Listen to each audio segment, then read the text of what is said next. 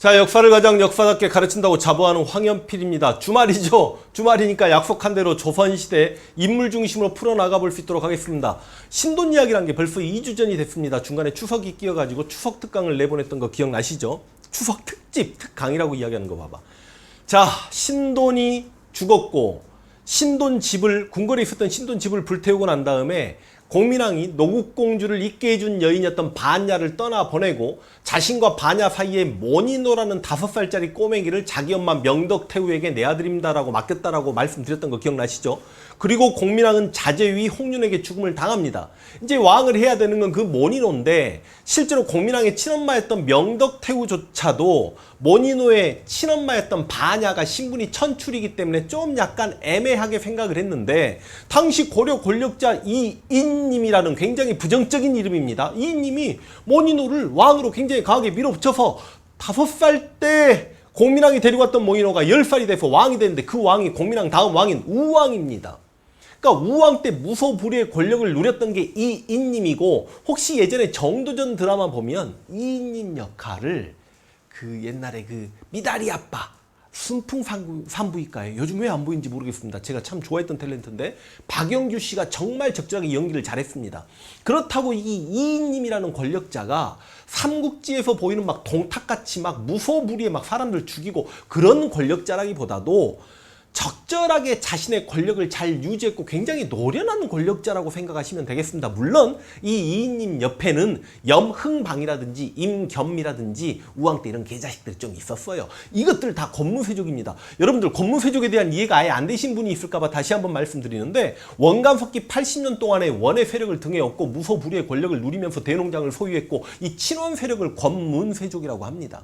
자, 그런데 우왕 때 바로 이인님 다음에 제2의 권력자가 최영이었습니다. 그러면 최영이 그만큼 공민왕 때 엄청난 공을 세웠다는 장군이란 뜻이잖아. 그럼 최영이 무슨 공들을 세웠냐? 여러분, 최영이 전쟁에 나가서 이겼던 내용들을 싹 나열하면 여기 으아 화면들 다 채워도 이게 답이 안 나옵니다. 근데 지금 생각해보면 공민왕 입장에서는 최영이 진짜 고마운 장군이에요. 무슨 말이냐?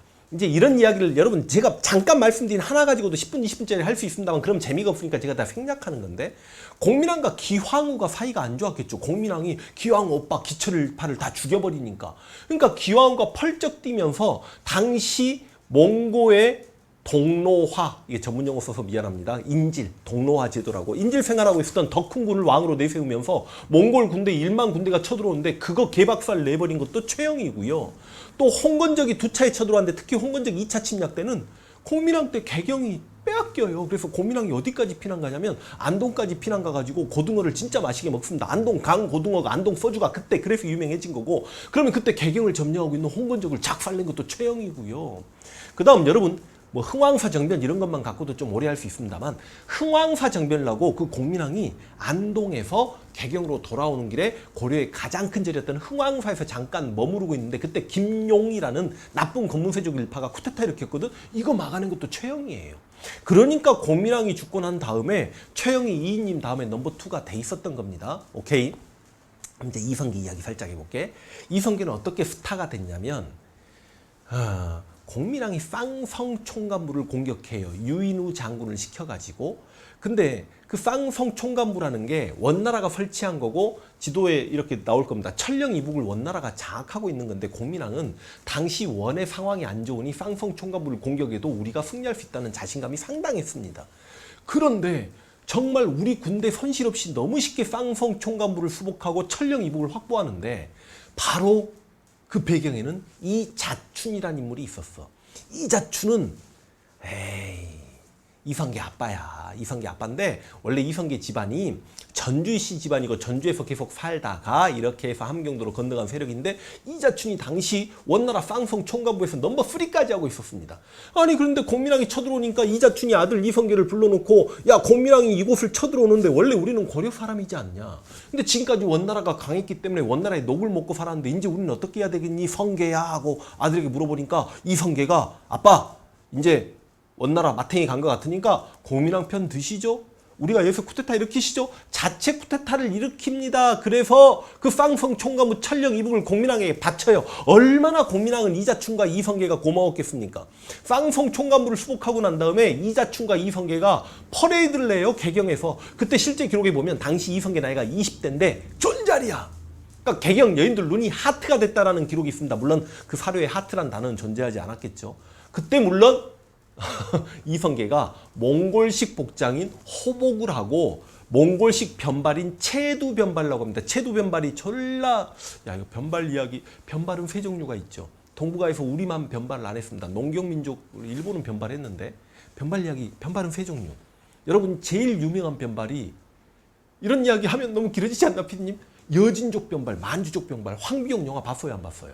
뒤에를 다 밉니다. 뒤에 다 밀고 여기 뒷머리만 이렇게 있고 꽁지가 이렇게 나오는 건데 그게 구라입니다. 원래는 뒷머리 꽁지가 나오는데 거기만 동그랗게 진짜 쥐똥처럼 머리가 있어요. 졸라게 보면 졸라게 실제 보면 진짜 흉측스럽습니다. 그래서 황비용이라는 영화를 찍을 때 너무 멋있지가 않으니까 뒷머리를 좀 이렇게 많이 살린 게 만주족, 여진족의 변발이고요. 쪽발이들 변발은 졸라게 재수없죠. 옆머리만 남기고 앞머리를 쫙 밀어버리는 게 쪽발이라고 하면 또 안 되는데 일본 애들 변발입니다. 그리고 이제 몽고 애들 변발은요 좀 귀엽기라도 해요. 살짝 옆머리하고 앞머리 이만큼 남겨놓습니다. 뒤에 다 밀고 앞머리가 남겨져가지고 쫀쫀쫀쫀 이렇게 내려가지고 이렇게 손가락 빨고 있으면 졸라 귀여워요. 이성계가 그거 하고 있었다는 거 아니야. 자, 그리고 나서부터 이성계도 전쟁에서 한 번도 진 적이 없습니다. 실제로 이제 여러분들이 이름은 들어보셨는지 모르겠지만 뭐 정지 장군, 박위 장군, 최무선 장군, 정세훈, 유인우 굉장히 유명한 신흥 무인 세력들이 바로 이 공민왕 우왕 때 존재했지만 최영과 이성계가 더 유명했던 이유는 다 그럴 만한 이유가 있습니다. 왜냐하면 진짜 큰 전투에서 아까 말씀드렸듯이 최영은 많이 이겼고요. 이성계 같은 경우는 그러니까 여러분 당시 신흥 무인 세력들이 홍건적과 왜구를 침략을 격퇴시키는 과정에서 오히려 백성들은요 왜구보다 고려 군대가 더 무섭다 그런 인식도 가지고 있었어요. 왜냐하면 군인들이 행군하면서 얼마나 백성들을 약탈도 하고 못살게도 그랬는데 이성계 역시 백전백승의 장군임에도 불구하고 이성계 군대는 정말 규율을 잘 지켜서 고려 백성들을 힘들게 하지 않았습니다. 그러니까 고려 백성들 입장에서 이성계는 정말 고마운 장군이었던 거예요. 그러니까 그만큼 신망이 있었던 거고. 자, 근데 이제 이성계 최영이 이렇게 신흥 무인 세력으로 이제 주가를 올리고 있는 입장에서 이 이야기를 좀 한번 해볼까요? 정도전 이야기를 한번 가볼까요? 정도전은 집안 자체가 좀 청백리였습니다. 그리고 굉장히 당시 과거 급제자였고 누가 봐도 총망받는 유생이었는데 정몽주와 함께 성균관에 이제 교수직으로 있다가 정몽주가 성균관 대사성 쉽게 이야기하면 지금의 서울대학교 총장이 되다 보니까 약간 좀 미끄러진 측면이 없지 않아 있었는데 당시 정도전이 이인님의 권력에 반기를 듭니다. 이인님의 친원 활동에 굉장한 불만을 표해요. 왜냐하면 정도전은 신진 4대부야. 여러분 신진 4대부들은 성리학을 수용해서 공부한 사람이고 성리학을 공부하잖아요. 그럼 약간 친중국적 성격을 띠는데 당시 중국을 원나라 몽고 애들이 지배하고 있는 거지. 이때 중국은 전통적인 한족이죠.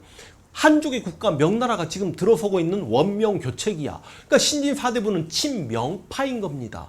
그래서 정도전이 그걸 비판하니까 실은 이인님이 화가 진짜 뚜껑 열 정도로 화가 났다가 그 정도전이라는 인간을 욕심을 낸 거예요. 그래서 정도전에게 네 이번에 원나라 사신에게 한 번만 네가 접대를 잘해봐. 그럼 내가 널 용서해줄게. 그랬더니 정도전이 나는 친명주의자인데 나에게 원나라 사신을 접대하라고 싫어하고 개겨버립니다. 이건 뭐냐면 당시로 치면 총리가 한 5급, 4급 공무원에게 뭔가 명령을 내렸는데 네 명령 받들기 싫어 쌍 해버린 거죠. 그러니까 얼마나 꼴보기 싫었으면 이인님이 정도전을 유배 보냈는데 유배라는 것도 원래 수도 근처로도 많이 가는데 개경 입장에서 저 꼴짝이 전라도 나주까지 유배를 보내버려요. 그러니까 정도전이 나주까지 유배를 가서 얼마나 이를 갈았겠습니까? 근데 막상 나주로 유배를 가서 봤더니 아니 고려의 민초들 백성들이 너무 힘든 삶을 살고 있는 거야. 그래서 정도전은 그 성리학적 통치 이념에 입각한 민본적 백성을 근본하는 나라를 만들어보고 싶다는 생각을 여기서부터 했던 것 같습니다. 그런데 이제 고려 가지고는 한계가 있다. 왕의 성을 바꾸는 역성혁명을 해야 되지 않을까. 근데 자기가 왕이 되기는 좀 어려우니 왕감이 될 만한 인물이 누가 있을까. 왕이 되려면 여러분 기본적으로 군대로 갈아엎혀야 되니까 군사력도 있어야 되겠고 그때 자기 고향에 잠깐 낙향에 있었던 이성계를 찾아가죠. 이성계 입장에서는 어찌 보면 함경도 시골에 있는데 그래도 중앙에 총막 맞는 유생 정도전이 오니까 자기 군대를 자랑하듯이 쫙 보여주는 거 아니야. 그러니까 그때 정도전이 이성계에게 유명한 말을 남겼잖아. 장군, 이 군대로 하지 못할 일이 뭐가 있으리요. 이해됩니까? 실은 그 전에 이제 이성계와 최영이 힘을 합쳐서 이인님을 날렸어요. 이인님을 날려버렸는데 약간 최영이 혼자 대빵하고 이성계가 부대빵하고 있는데 이성계가 눈치 보여서 함경도까지 가 있었는데 그 함경도에 가 있는 이성계를 다시 이제 중앙 정기로 끌고 온 게 정도전이라고 생각하시면 뭐 그렇게 이야기를 만들어 갑시다. 그런데 여러분 이제 봐봐. 원래 이성계 아버지 이자춘이 젊은 나이에 죽게 되면서 자신의 모든 군대를 아들 이성계에게 몰아주는 건데 또 이성계가 워낙 용맹하고 당시 여동을 차지하고 있는 원나 장수 나하추와 막 싸움했을 때 이기고 그러다 보니까 당시 여진족들의 신망을 또 얻고 있었고 원래 이자춘은 죽으면서 아들 이성계에게 최영을 큰형님처럼 모시거라라고 했고 이성계도 최영에 대한 존경하는 마음이 분명히 있었는데 어떻게 한 하늘에 두 개 태양이 뜰 수 있나. 최영 입장에서는 약간 이성계를 견제하기 시작해요. 그리고 우리가 최영을 고려의 마지막 충신이라고 하는데 이거 인정. 근데 여러분 영웅은 시대가 만들어주는 겁니다. 기본적으로 최영도 권력자였어요. 이인님을 제거하고 절대 권력자가 되고 그리고 자신의 딸조차 우왕에게 시집을 보내면서 왕의 장인이 됩니다. 그래서 최영이 여러분 아무리 왕의 장이고 나라의 대장군이라고 해도 왕을 만나러 갈 때 칼 차고 가면 안 되거든. 근데 최영이 칼 차고 막 왕을 만나러 가요. 우왕을 만나러 가요. 이건 내가 좀 재밌게 이야기해 줍니다만 우왕에게 막 뭐라고 혼내. 우왕은 누구랑 놀고 싶었냐. 자신의 아버지 공민왕이 중앙정기에 진출시킨 신진사대부랑 놀고 싶었거든. 그러니까 근데요 최영도 약간은 좀 친원적 성향이 있는 사람이었어요. 뭐 최영은 원나라와도 싸우고 명나라도 싫어하고 그랬습니다만 그래서 쉬운 말로 너 내 말 안 들을 거야 하고 칼 꺼내면 장인어른 잘못했어. 이건 제가 재밌자고 한 이야기입니다. 진짜 그런지 안 그런지 모르겠어요. 그러니까 이제 정도전이 이성계를 갖고 데리고 와버린 거야. 이성계를 갖고 그래. 이성계를 데리고 와버리니까 VS가 형성이 되지. 최영과 이성계. 마침 그럴 때 이제 중원은 완전히 주인공이 바뀌었습니다. 주원장이 명나라를 세웠고 원나라는 북쪽으로 쫓겨가서 북원하고 되어 있는데 그 명나라가 뭐라고 하고 있냐면 옛 원나라 땅은 다 우리 땅이야. 그래서 옛날 원이 통치했던 천령 이북의 땅, 쌍성 총감 뭐 아까 기억나시죠? 공민왕이 수복했던 그 천령 이북은 우리 명의 땅이니 천령 위 설치를 명나라가 통보합니다. 시험에는 진짜 잘 나와요. 명의 천령 위 설치 통보. 그러니까 당시 권력자였던 최영이 샹 합니다.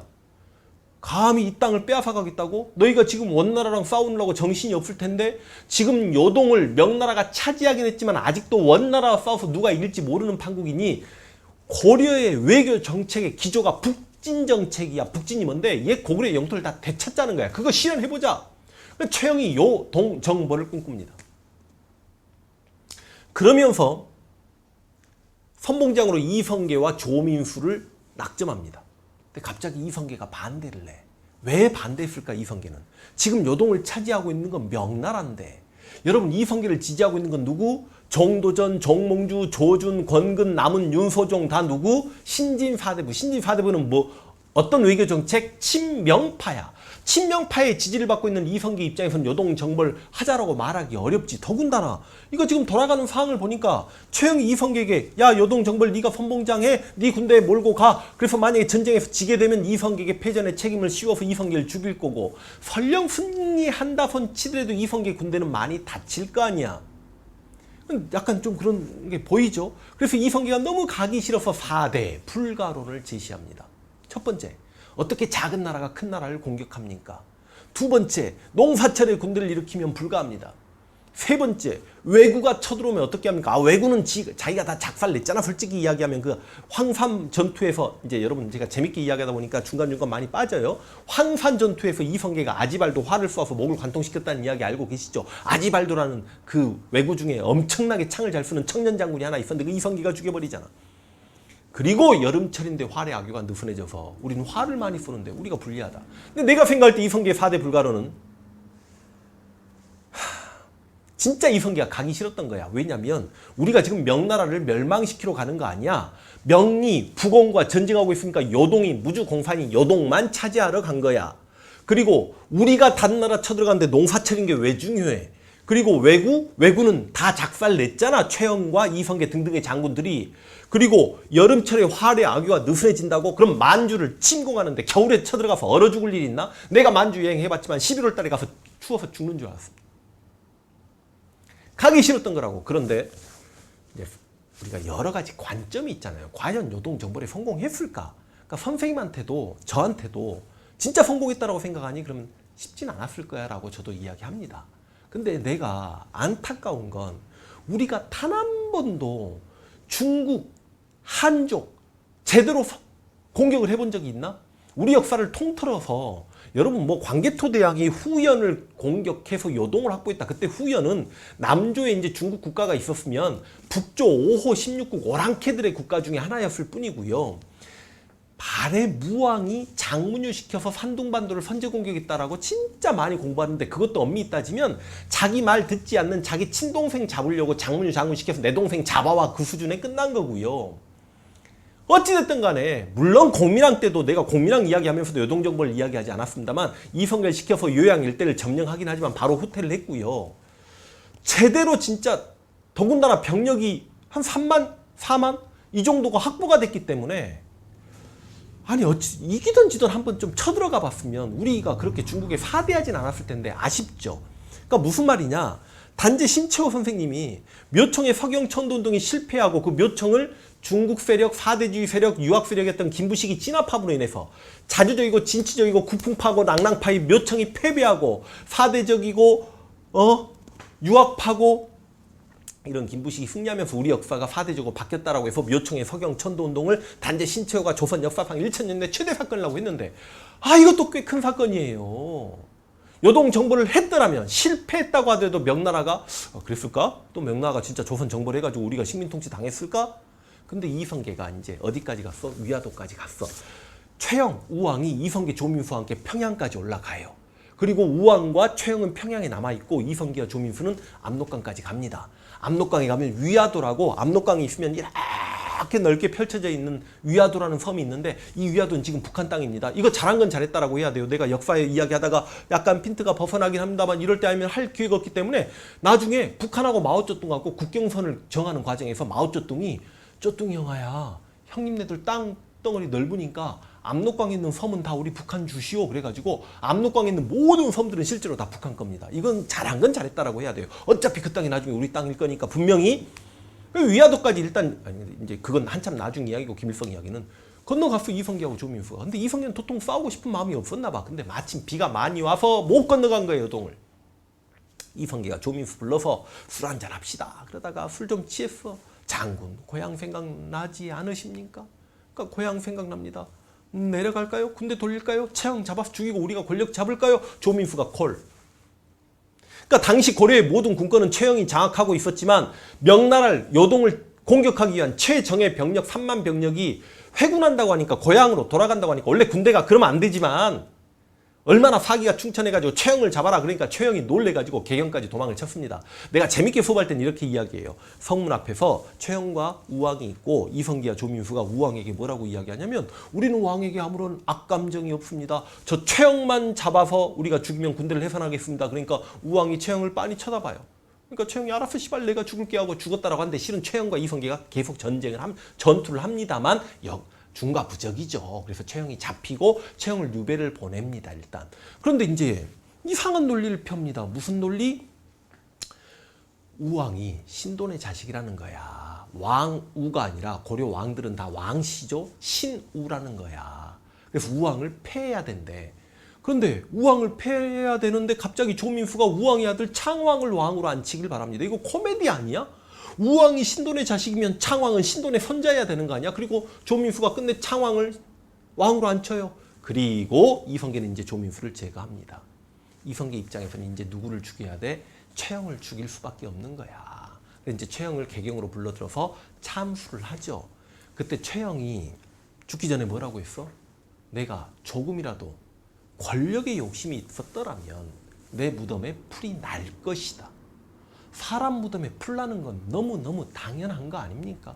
근데 그런 말도 안 되는 유언을 남겨놓고 돌아가셨는데 실제로 최영 장군 무덤에는 1970년대까지 그러니까 조선시대까지 내내 풀이 나지 않았다랍니다. 이거 믿어지십니까? 최영이 무슨 외계인이야? 최영 뼈에 무슨 방사능 나와? 근데 이게 진짜 기록적으로, 그래서 최영 묘는 적분이었다라고 하는데 진짜 기록적으로 그랬다라고 하면, 이거는 최영을 지지하는 사람들이 이렇게 몰래 이렇게 풀을 베버리거나 아니면 약을 뿌려버렸거나 그렇지 않을까요? 또 내가 그런 건 확인해 봐야 되잖아. 그래서 최영 묘를 가서 참배를 했는데, 제가 이렇게 우리 역사적 인물들 묘를 다 찾아서 이렇게 참배했다라고 말씀을 드렸잖아요. 그런데 내가 갔던 묘 중에 가장 충격이었고 공포감, 그러니까 진짜 별것도 아닌데 실제 무서웠습니다. 무슨 말이냐면, 아이러니하게 그날 동구릉에 가가지고 누구 묘를 봤냐면 이성기 묘를 봤어요. 진짜 구리시에 가면 동구릉이 있어.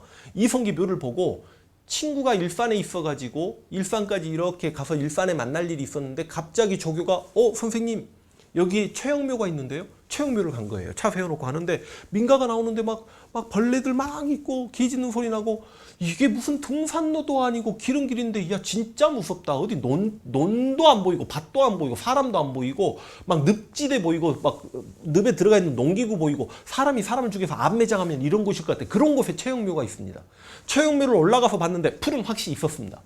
그런데 막 돌이 쌓여져 있고 하얀 국화꽃이 있고 물이 떠져 있고 느낌이 이상해요. 원래 기본적으로 유명한 역사적 인물들 묘, 사적이라고 하죠. 그런 곳에는 이제 뭐라고 해야 되나, 예쁜 소나무들도 심어져 있고 관리가 되는데 소나무들도 다 넘어져 있고요. 그래서 절을 드리고 너무 무서워가지고 내가 막 경보하듯이 도망쳐 나왔더니 조교가 따라와서 왜 이렇게 막 마이크 들이대고 왜 선생님 도망치듯이, 나 무섭다. 그래서 선생님 뭐가 그렇게 무섭다고? 몰라, 왜 그렇게 무서운지 모르겠어. 막 풀냄새 같은 거 나지 않아? 그랬더니 그때 조교도 대학원 과정 밟고 있고 그랬더니 역사 공부했던 조교라, 선생님 무당이 다녀간 것 같습니다. 무슨 말이죠? 우리나라 무당들이, 그러니까 어찌 보면 중국에서 최고의 무인은 관웅장이죠. 관우. 근데 관을 모시는 사당도 우리나라에 있잖아. 근데 우리나라 그 무속인들이 최영이 가장 억울하게 죽은 대장군이니까 최영신을 접신한다라고 해서 막 작두타면서 최영신께서 오셨다 막 그런 거 아시죠? 진짜로 그거 했나 봐요. 그래서 막 풀냄새 진동하고, 내가 뭐 신기가 있어서 막 무당이 다녀가서 막 무서운 건 아니었을 텐데 진짜 내 무서웠던 기억이 있습니다. 그러면서 내려와면서 들었던 생각이, 마침 그날 동구릉에 가서, 동구릉에는 그 이성계 묘와 더불어서 선조릉이 진짜 잘 꾸며져 있고요. 그 다음 문종릉도 있었고요. 용조릉도 있었고요. 그런 능들이 있었던 것 같은데, 어찌됐든 간에 이성계의 아들들은 왕릉에 그렇게 멋있게 이성계 자손들은 묻혀 있었던 반면에, 물론 이성계 바로 아들 방석 방버이는 이방원에 의해 죽음을 당하는 그 정말 너무 피눈물 나는 고통을 이성계도 막 경험을 하죠. 그건 나중에 다음 시간에 이야기하는 거고. 근데 내가 생각할 때 최영의 후손이 진짜 살아있었더라면 최영 묘가 저렇게 관리된다는 게 말이 될까? 내가 진짜 최영의 후손이라고 한다면 돈 조금 들여서 길 좀 내면 훨씬 더, 그런 생각을 해보면서 결과론적으로 역사의 승자는 이성계인가? 라는 생각을 한번 하게 됐습니다. 저 어렸을 때 이성계가 오라, 최영 장군이 오라 그러면 막 학생들끼리 토론했던 초등학교 때 그런 기억이 나는데, 그때 저는 최영 편을 들었던 것 같긴 해요. 결과론적으로 최영이 죽으면서 고려가 무너졌기 때문에 최영은 고려의 마지막 충신 맞습니다. 최영이 떠나나 명언을 뭐 남겼지? 금보기를 돌같이 하라. 이거 진짜 최영 장군께서 하신 말씀 맞아요. 그런데 최영은 진짜 청렴결백했습니다. 대신 권력에는 욕심을 부렸기 때문에 어떤 역사학자들은 최영을 뭐라고 표현하냐면 청렴한 권력자. 표현이 좀 앞뒤가 맞죠. 권력의 욕심은 있었지만 청렴결백했다. 자, 그렇게 최영이 죽고 이제 이성계는 나라를 세울 일만 남았죠. 근데 이제 이성계가 나라를 세우려고 하니 신진 4대부들이 두 팔로 쪼개고 거기에 거두 정몽주와 정도전이 치고받고 이제 싸우다가 어찌저찌 해서 정몽주가 죽게 되고, 이제 그런 또 재밌습니다. 정몽주와 정도전도. 그래서 오늘은 최영과 이성계 이야기만 이렇게 마무리하고, 아직 이성계 이야기는 계속 진행형이다라는 말씀 드리면서, 여러분 내가 최영과 이성계 그러는데 누가 옳아 누가 틀렸어 누구는 뭐 훌륭하지 않아 이런 이야기를 할 수 없는 분들이죠.